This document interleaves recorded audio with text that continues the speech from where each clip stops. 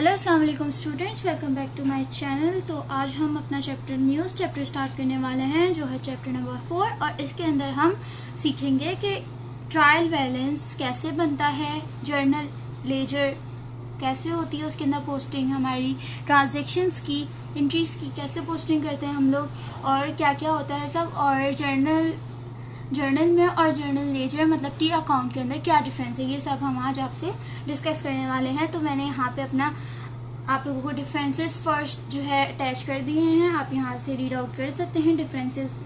मैं आपको शॉर्ट में बता दूंगी कि डिफरेंस क्या क्या होता है।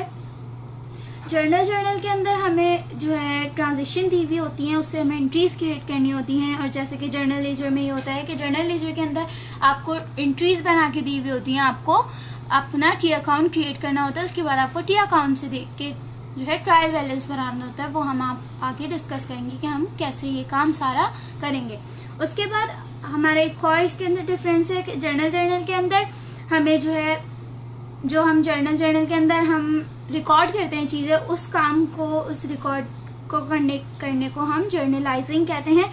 और जो हम जर्नल लेजर मतलब टी अकाउंट के अंदर जो चीज़ें जो है हम रिकॉर्ड करते हैं उसको हम रिकॉर्ड करने को पोस्टिंग कहते हैं। उसके बाद हमारे पास जो थर्ड डिफरेंसेस का ये है कि जो जर्नल एंट्रीज होती हैं उसके अंदर हम डेबिट और क्रेडिट की ट्रांजैक्शन को रिकॉर्ड करते हैं, और जो लेजर्स की हमारे पास जो एंट्रीज जिसमें रिकॉर्ड होती हैं वो अलग अलग अकाउंट को हम अलग अलग उसके अंदर रिकॉर्ड करते हैं।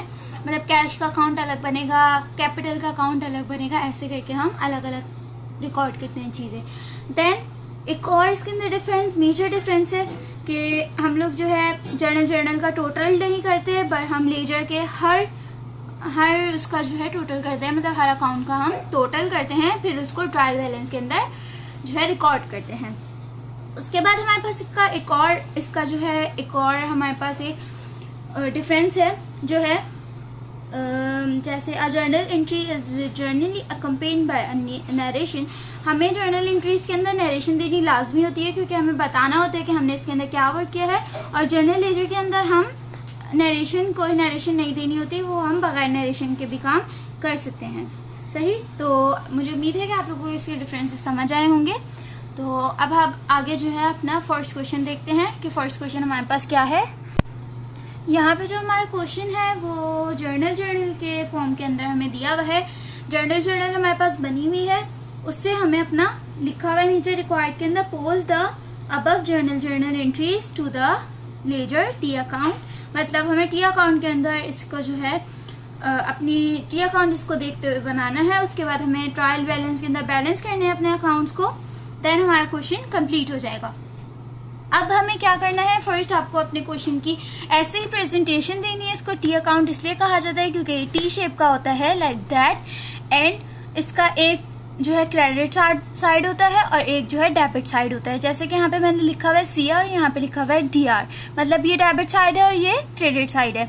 ये हमें ऐसे पता लगा जब हम जर्नल बनाते हैं तो हमारा डेबिट साइड जो है वो लेफ्ट हैंड पे होता है और क्रेडिट साइड जो है वो राइट हैंड पे होता है। तो ऐसे ही क्रेडिट साइड यहाँ पे राइट हैंड पे है और डेबिट साइड हमारे पास लेफ्ट हैंड पे है। फर्स्ट ये हमारे पास एक और चीज़ आ गई कि इसको टी अकाउंट क्यों कहा जाता है। उसके बाद हम ऐसे ही जैसे अपने जर्नल में करते थे, यहाँ पे डेट का एक कॉलम बनाएंगे, पर्टिकुलर्स का एक कॉलम बनाएंगे, PR का एक कॉलम बनाएंगे और अमाउंट का एक कॉलम बनाएंगे। हम क्रेडिट और डेबिट को 7 कॉलम बनाते थे, पर यहाँ पे क्रेडिट का अमाउंट का डेबिट का अलग बनेगा अमाउंट का कॉलम, और क्रेडिट का अमाउंट का कॉलम अलग बनेगा। फर्स्ट आपके जो प्रेजेंटेशन होगी वो ऐसे होगी। उसके बाद सबसे ऊपर आपको अपने बिजनेस का नाम लिखना है, फिर आप जो वर्क कर रहे हैं, जैसे मैं जर्नल लेजर टी अकाउंट का वर्क कर रही हूँ तो वो लिखूंगी। देन मैं मंथ लिखूंगी। उसके बाद अब जो हमारे पास क्वेश्चन है उसके हिसाब से हम अपने कॉलम्स क्रिएट करेंगे। आप पहले कॉलम क्रिएट ना करें, आप जो है फर्स्ट जैसे मैंने कर रहे हैं सारे कॉलम्स क्रिएट, पर आपको फर्स्ट कैश का कॉलम क्रिएट करिएगा, देन कैश की वर्किंग करिएगा, देन नेक्स्ट कैपिटल का कॉलम क्रिएट करिएगा, फिर उसकी वर्किंग करिएगा। तो मैंने यहाँ पे कैश का अकाउंट जो है मतलब कॉलम्स क्रिएट करे हुए हैं। तो फर्स्ट यहाँ पे मैं देखूंगी कि हमारे पास 2004 की जुलाई 1 का कैश है हमारे पास 550,000 रुपीज डेबिट हुआ हुआ है। देन अब हमारे पास जुलाई 2 के अंदर ही हमें कैश दिया हुआ है 48,000। नहीं 35,000। देन उसके बाद कैश हमें दिया हुआ है जुलाई 3 के अंदर 48,000 डेबिट हुआ हुआ है। उसके बाद हमें कैश कहाँ दिया हुआ है, जुलाई 8 के अंदर डेबिट हुआ हुआ है कैश 5,500 से। उसके बाद कैश क्रेडिट हुआ हुआ है जुलाई 9 में 5,000 रुपीज से। तो ऐसे हम फर्स्ट अपना कैश देख लेंगे कि कहाँ कहाँ किस किस उससे रिकॉर्ड हुए हैं कैश। उसके बाद हम अपनी एंट्री को क्रिएट करना स्टार्ट करेंगे। तो फर्स्ट हमें क्या करना है वो आप देख लें। फर्स्ट हमारे पास जुलाई 1 के अंदर जो है कैश दिया हुआ है, तो हम फर्स्ट जुलाई 1 में हमें डेबिट हुआ हुआ है कैश, तो हमने डेबिट साइड पे जुलाई 1 डेट डालेंगे। देन पर्टिकुलर्स के अंदर ये लिखेंगे कैश हमारे किस लिए डेबिट हुआ, कि हमने क्या अपनी एंट्री बनाई थी। तो हमने कैपिटल के अंदर इन्वेस्ट किया था कैश, तो यहाँ पे हम लिख देंगे पर्टिकुलर्स के अंदर कैपिटल की वजह से ये डेबिट हुआ है। आगे हम अमाउंट लिख देंगे 50,000 रुपीज। देन अब हमें क्या करना है, अब हमारा वर्क ये होगा कि जुलाई 2 के अंदर कैश क्रेडिट हुआ है। अब हम क्रेडिट साइड पे जाएंगे, यहाँ पे लिखेंगे जुलाई 2। देन उसके बाद कैश क्रेडिट क्यों हुआ है, हमने क्या ऐसी चीज खरीदी थी जो कैश क्रेडिट हुआ है, हमने परचेजेस की थी 35,000 की, इसलिए कैश हमारे पास क्रेडिट हो गया है।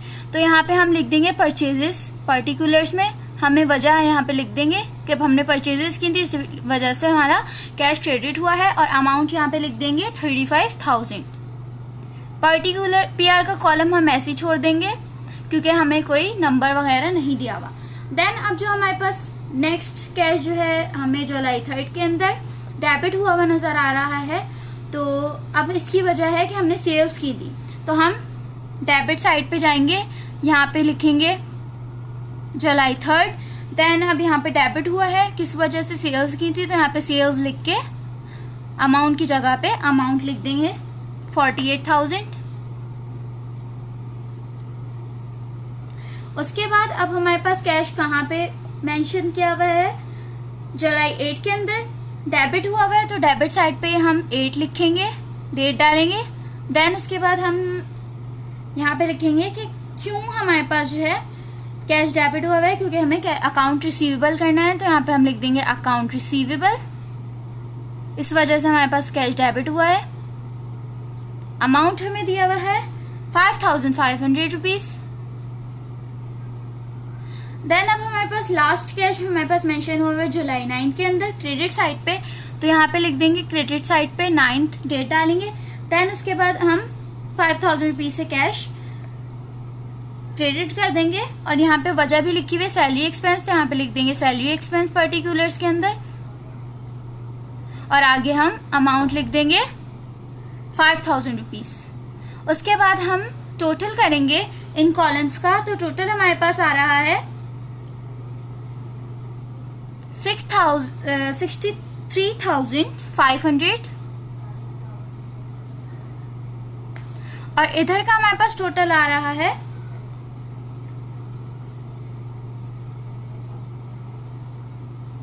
इसका टोटल हम करेंगे, तो हमारे पास टोटल जो आ रहा है वो आ रहा है 35,000 के 5,000 प्लस करेंगे, तो यहाँ पे हमारे पास आ रहा है 40,000 इसका टोटल।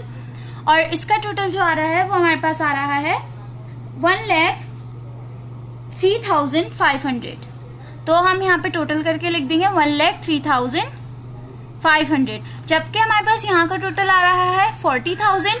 तो अब हमें दोनों साइड को एक जैसा लाना है, और जब हमें दोनों साइड को एक जैसा लाना होता है तो हमारे पास जो टोटल एक जगह का बड़ा अमाउंट होता है, जैसे यहाँ पे 1,03,500 है, तो 1,03,500 में से हमें इसका टोटल जो है माइनस करना है, मतलब 40,000 को माइनस करेंगे तो हमारे पास जो अमाउंट आएगा वो आ रहा है हमारे पास 63,500।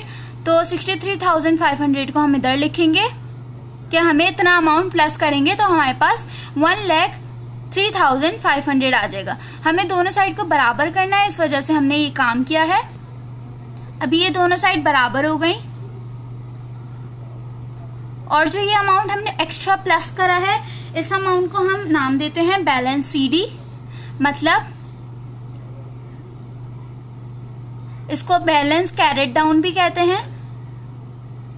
CD मतलब इसको बैलेंस कैरिड डाउन भी कहते हैं और बैलेंस क्लोजिंग बैलेंस भी कहते हैं, जो जुलाई 31 को मतलब जो भी मंथ होता है उसकी लास्ट डेट को ये हमारे पास बैलेंस आता है। और इस बैलेंस को हम दूसरी साइड पे बिगनिंग बैलेंस मतलब ब्राउट डाउन बैलेंस को मेंशन करते हैं, बैलेंस BD मतलब बिगनिंग बैलेंस और ब्राउट डाउन बैलेंस। यहाँ पे हम अमाउंट लिख देंगे 63,500 और यहाँ पे हम डेट मेंशन कर देंगे।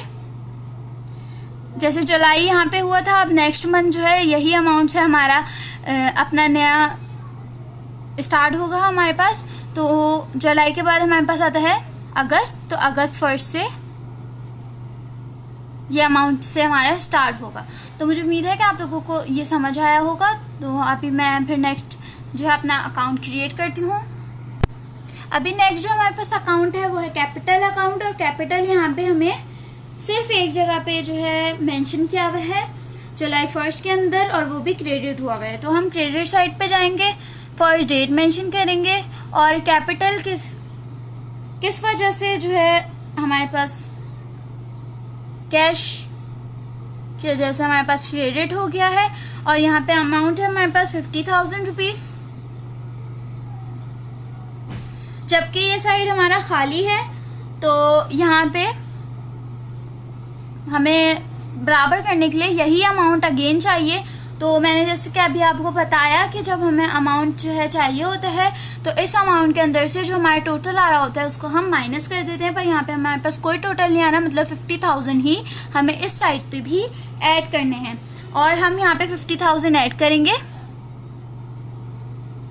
और इसको हम क्या नाम देंगे, बैलेंस क्लोजिंग बैलेंस या कैरिड डाउन। और ये हमारे पास जो मतलब एंट्री बनती है या ये जो पोस्टिंग होती है वो होती है जुलाई 31 को। तो यहाँ पे हमारे पास अब टोटल आ जाएगा 50,000 रुपीज, ये हमारे पास आ गया टोटल, और इधर भी टोटल हमारे पास आ गया 50,000 रुपीज। और जैसे यहाँ पे हमारे पास CD हुआ है, CD हमारे पास हुआ है डेबिट साइड पे, तो हमें क्रेडिट साइड पे अगस्त 1 को हमारे पास स्टार्ट होगा, मतलब बिगनिंग बैलेंस भी सेम ही आएगा। बिगनिंग बैलेंस मतलब ब्राउट डाउन बैलेंस हमारे पास सेम आएगा 50,000 ही। तो हम दूसरी साइड पे बिगनिंग बैलेंस 50,000 लिख देंगे अपनी पोस्टिंग करने के बाद। ये वर्क कैसे होता है, जैसे हमारे पास डेबिट साइड पे कैरिड डाउन मतलब क्लोजिंग बैलेंस आ रहा है तो हमें लाजमी क्रेडिट साइड पे अपना बिगनिंग बैलेंस करना होता है। अगर हमारे पास क्लोजिंग बैलेंस क्रेडिट साइड पे आता है तो हमें डेबिट साइड पे अपना बिगनिंग बैलेंस करना होता है। ओके, और सेम अमाउंट से ही हमारी पोस्टिंग होती है। अब जो हमारे पास नेक्स्ट जो कॉलम है वो है परचेज अकाउंट। तो अब मैं उसको देखती हूँ कि परचेजेस हमारे पास अपनी ट्रांजेक्शन के अंदर कहाँ कहाँ हैं। परचेजेस हमने की हैं जुलाई 2 को डेबिट हुआ है, देन जुलाई 4 को डेबिट हुआ है, देन जुलाई 7 को जो है परचेज रिटर्न की है। खैर परचेज रिटर्न का अलग बनेगा, बस 2 जगह पे हुआ है, जुलाई 2 को हुआ है डेबिट और जुलाई 4 को डेबिट हुआ है। बस ये 2 हमारी एंट्री पोस्ट हो जाएंगी हमारे अकाउंट के अंदर। तो जैसे कि मैंने यहाँ पे डेबिट हुआ है 35,000 से जुलाई 2 को, तो डेबिट साइड पे हम डालेंगे जुलाई 2। और परचेजेस कैश के ऊपर जो है हुआ है, परचेज हमने कैश के ऊपर किया था और अमाउंट यहाँ पे लिख देंगे 35,000। और उसके बाद जो है यहीं पे जुलाई 3 को भी डेबिट हुआ है, पर यहाँ पे जो डेबिट हुआ है सॉरी जुलाई 3 को नहीं हुआ, यहाँ पे जुलाई 4 को डेबिट हुआ है अकाउंट रिसीवेबल अकाउंट पेएबल पे, कि हमने उधार पे सामान लिया था तो अकाउंट पेएबल पे यहाँ पे डेबिट हुआ है और अकाउंट पेएबल का अमाउंट है 6,000 रुपीज। और यहाँ पे लिख देंगे हम अकाउंट पेएबल। और उसके बाद यहाँ पे हम टोटल करेंगे अपना, जो भी टोटल आएगा वो हमारे पास आ रहा है 41,000 रुपीज हमारे पास जो टोटल आ रहा है। और यहाँ पे हमारी दूसरी साइड पे कोई भी अमाउंट हमें दिया हुआ नहीं है, यहाँ पे हमने टोटल कर दिया। अब यहाँ पे हमें कोई भी मतलब कोई भी पोस्टिंग हमने नहीं की, यहाँ पे हमें कोई भी पोस्टिंग नहीं दी हुई थी, तो सेम अमाउंट यहाँ पे ऐड हो जाएगा 41,000 का। तो 41,000 का यहाँ पे अमाउंट हम रिकॉर्ड कर देंगे, ऐड कर देंगे। देन उसके बाद जो है टोटल में लिख देंगे 41,000, दोनों को हमने बराबर कर दिया और इसको हम नाम देंगे क्लोजिंग बैलेंस या कैरिड डाउन बैलेंस। उसके बाद ये जो हमारे पास पोस्टिंग होती है ये होती है जो मंथ के एंड में। देन उसके बाद हम ये क्रेडिट साइड पे हमारे पास क्लोजिंग बैलेंस आया तो बिगनिंग बैलेंस हम डेबिट साइड पे कर देंगे अगस्त 1 लिख के। बिगनिंग बैलेंस और बिगनिंग बैलेंस में 41,000 लिख देंगे। तो हमारी यहाँ पे ये वाला अकाउंट भी हमारा कंप्लीट हो गया है। अब हमारे पास जो नेक्स्ट अकाउंट है वो है सेल्स अकाउंट। तो हम अपनी जर्नल के अंदर देखेंगे कि सेल्स हमने कहाँ कहाँ की हैं। जुलाई 3 को सेल्स की हैं, फिर उसके बाद हमने जुलाई 5 को सेल्स की हैं और उसके बाद हमने सेल्स नहीं की हैं। तो यही हमारे पास एंट्री बनेगी कि जुलाई 3 को सेल्स हुई हैं तो क्रेडिट साइड पे जुलाई 3 मेंशन करेंगे और हमने कैश पे सेल्स की थी तो कैश लिख देंगे। यहाँ पे आगे अमाउंट की जगह पे अमाउंट लिख देंगे 48,000।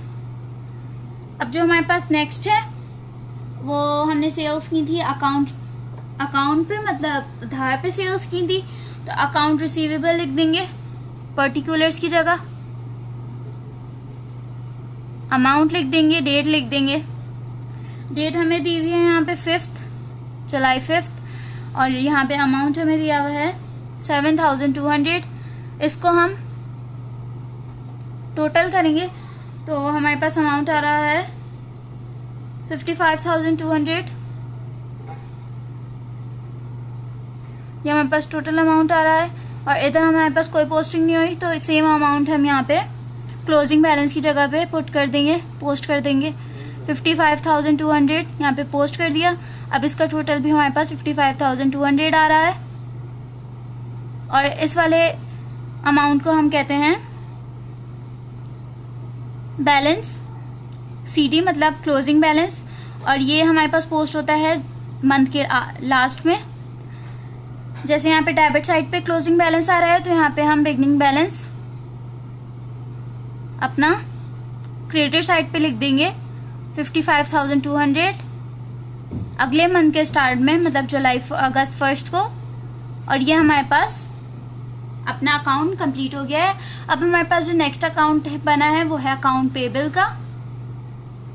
तो अकाउंट पेबल का जो अकाउंट है वो हम देखेंगे कि अकाउंट पेबल हमने कहाँ कहाँ किया है करना है। जुलाई 4 को हमने अकाउंट पेबल करना है और कहीं भी नहीं करना। तो अकाउंट पेबल सिर्फ जुलाई 4 को है जो क्रेडिट हुआ हुआ है। तो जुलाई 4 को क्रेडिट साइड पे हम डेट डालेंगे और यहाँ पे हमने अकाउंट पेबल हमने किस सूरत किया था, परचेज की सूरत करना है हमें, मतलब परचेजेस ली थी उधार पे। तो परचेजेस यहाँ पे पर्टिकुलर्स में लिख देंगे। देन अमाउंट लिख देंगे 6,000 रुपीज। उसके बाद हमारे पास जो टोटल आ रहा है वो आ रहा है 6,000 रुपीज। टोटल आ गया हमारे 6,000 रुपीज। पर हमारे पास दूसरी साइड पे कोई भी चीज पोस्ट नहीं हुई, कोई भी एंट्री पोस्ट नहीं हुई, तो सेम अमाउंट हम उठा के यहाँ पे लिख देंगे 6,000 रुपीज। और ये वाली जो हमारे पास यहाँ पे एंट्री जो पोस्ट होती है ये हमारे पास मंथ के लास्ट में होती है मतलब जुलाई 31 और इसको हम नाम देते हैं बैलेंस क्लोजिंग बैलेंस या बैलेंस कैरेट डाउन। और यहाँ पे भी हमारे पास टोटल आ गया है 6,000 रुपीज। क्लोजिंग बैलेंस यहाँ पे आ रहा है तो बिगनिंग बैलेंस हमारा जो है क्रेडिट साइड पे आएगा। बैलेंस बिगनिंग बैलेंस हो गया या बैलेंस ब्राउट डाउन बैलेंस हो गया और ये होता है अगले मंथ के स्टार्ट के अंदर मतलब अगस्त 1 को। Same amount 6,000। ये अकाउंट भी हमारा कंप्लीट हो गया है। अब हमारे पास जो नेक्स्ट अकाउंट है वो है अकाउंट रिसीवेबल का। तो हमें यहाँ पे अकाउंट रिसीवेबल किधर किधर दिया हुआ है ये हम सबसे पहले जो है नोट करेंगे कि जुलाई 5 के अंदर हमें अकाउंट रिसीवेबल डेबिट हुआ हुआ है, जुलाई 6 के अंदर अकाउंट रिसीवेबल क्रेडिट हुआ हुआ है और हमारे पास कहाँ पे हुआ है, सॉरी अकाउंट पेबल का और भी अकाउंट थे, तो मैं अगेन इसको क्रिएट करती हूँ। हमें यहाँ पे अकाउंट पेएबल जो है जुलाई 7 को भी दिया हुआ है 1000 रुपीज़ का, वो मैंने देखा नहीं था, तो यहाँ पे जुलाई 7 का लिख के परचेज रिटर्न,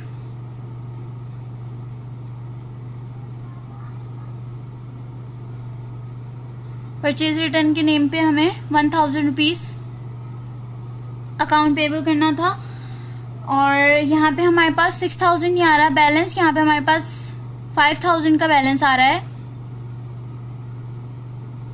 और टोटल में यहाँ पे 6000 आ जाएगा, यहाँ पे 6000 आ जाएगा, और बिगनिंग बैलेंस मतलब क्लोजिंग बैलेंस 5000 आएगा, और यहाँ पे भी क्लोजिंग बैलेंस 5000 आ जाएगा, बिगनिंग बैलेंस अगस्त 1 पे। और इसके बाद अब हमारे पास अकाउंट रिसीवेबल है, एक जुलाई 6 को है, देन जुलाई 8 को है, देन 31 को है, और जुलाई 5 को है। तो अब हमें इन्हें रिकॉर्ड करती हूँ मैं। फर्स्ट हमारे पास जो है वो जुलाई 5 को डेबिट हुआ है, तो यहाँ पे हम फर्स्ट डेट मेंशन करती हूँ। देन उसके बाद जुलाई 1 को हमने सेल्स की थी उधार के ऊपर, तो सेल्स लिख के आगे अमाउंट लिख देंगे 7200 रुपीज़। उसके बाद हमारे पास जुलाई 6 को हमने सेल्स रिटर्न की थी, तो यहाँ पे लिख देंगे सेल्स रिटर्न, और आगे अमाउंट लिख देंगे 1200। देन उसके बाद हमने जुलाई 8 को जो है कैश पे अकाउंट रिसीवेबल हुआ था, तो यहाँ पे लिख देंगे 5500।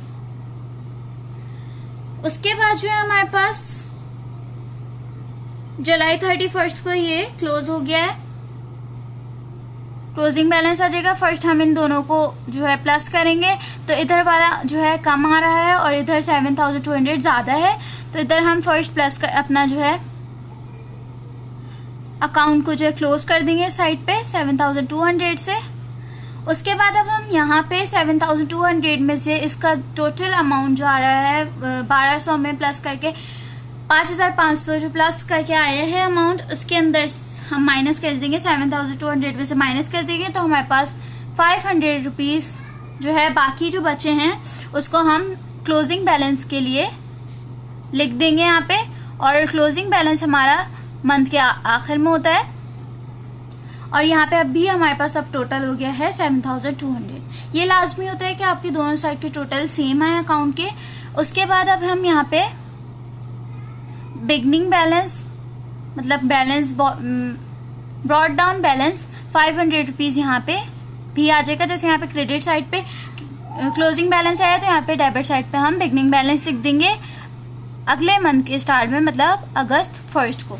अब हमारे पास जो नेक्स्ट अकाउंट है वो है सेल्स रिटर्न का, और सेल्स रिटर्न हमें यहाँ पे कहाँ दी हुई है। सेल्स रिटर्न हमें दी हुई है जुलाई 6 को,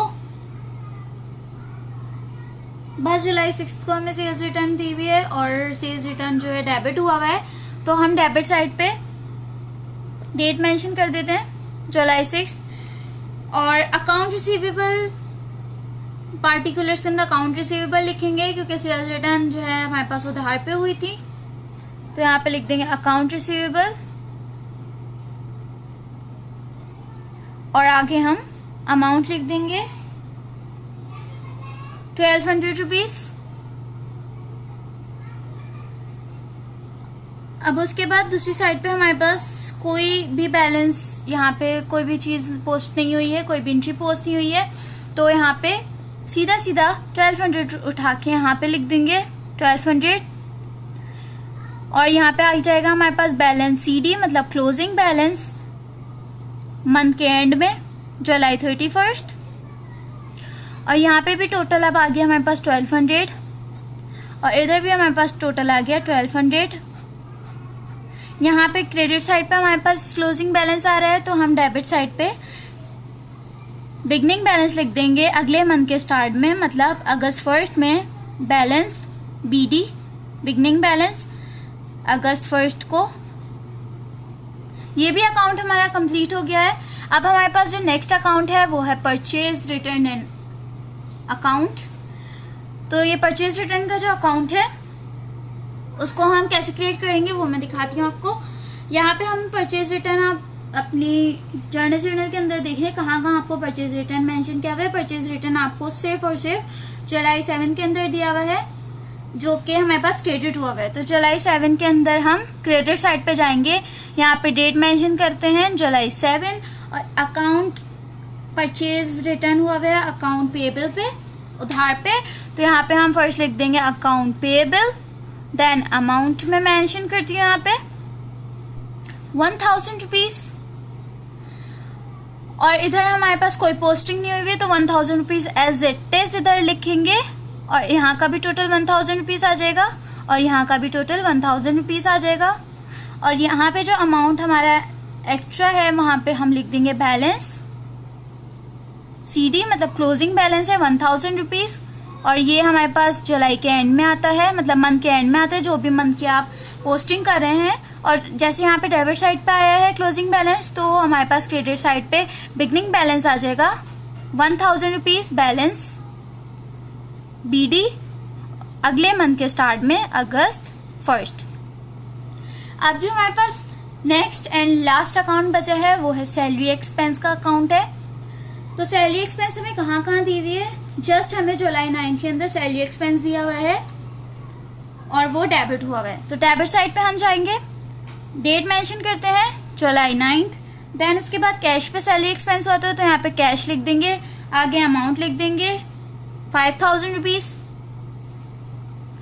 और इधर हमारे पास कोई पोस्टिंग नहीं हुई तो हम एज इट इज यहाँ पे 5000 रुपीज को क्लोजिंग बैलेंस की जगह लिखेंगे जुलाई 31 को, और इधर का भी हम टोटल 5000 रुपीज कर देंगे। क्लोजिंग बैलेंस हमारा क्रेडिट साइड पे आ रहा है, तो बिगनिंग बैलेंस सिंपल है हमारे पास के डेबिट साइड पे आएगा, तो यहाँ पे लिख देंगे बैलेंस BD, मतलब बिगनिंग बैलेंस नेक्स्ट मंथ के स्टार्ट के अंदर हमारे पास आ जाएगा 5000 रुपीज।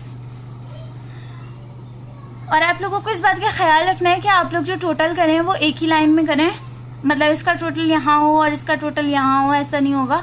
मतलब एक ही लाइन के अंदर आपको अपना टोटल करना है, और टोटल करने के बाद नीचे 2 लाइन लगा देनी है कि आपको पता लग जाए कि आपका अकाउंट का टोटल हो गया है। और बैलेंस BD की जगह जहाँ पे आपका बिगनिंग बैलेंस लिखा हो वहाँ पे मेंशन करना ज़रूरी है कि ये बैलेंस BD है, और जहाँ पे आपका क्लोजिंग बैलेंस लिखा हो वहाँ पे भी मेंशन करना ज़रूरी है कि ये क्लोजिंग बैलेंस है। और जैसे कि मैंने बता दिया कि जहाँ पे क्लोजिंग बैलेंस होता है वो उस मंथ के आखिर में आता है क्लोजिंग बैलेंस हमेशा, और बिगनिंग बैलेंस जो होता है वो नेक्स्ट मंथ के स्टार्ट के अंदर आता है। सही, तो आपको डेट भी सही मेंशन करनी होगी, और जो है अपनी जहाँ जहाँ आपको क्लोजिंग बैलेंस और बिगनिंग बैलेंस भी सही मेंशन करना होगा, और वहाँ पे अमाउंट तो सेम ही आता है कि क्लोजिंग बैलेंस का और बिगनिंग बैलेंस का। जैसे क्रेडिट साइड पे अगर आपके पास क्लोजिंग बैलेंस आया है तो डेबिट साइड पे लाजमी आपका बिगनिंग बैलेंस आना चाहिए, और अगर आपका क्लोजिंग बैलेंस डेबिट साइड पे आ रहा है तो क्रेडिट साइड पे आपका बिगनिंग बैलेंस आएगा। तो मुझे उम्मीद है कि आप लोगों को ये वाला क्वेश्चन समझ आया होगा। तो मिलते हैं नेक्स्ट वीडियो के अंदर, जब तक के लिए अल्लाह हाफिज़। Please like share and subscribe my channel.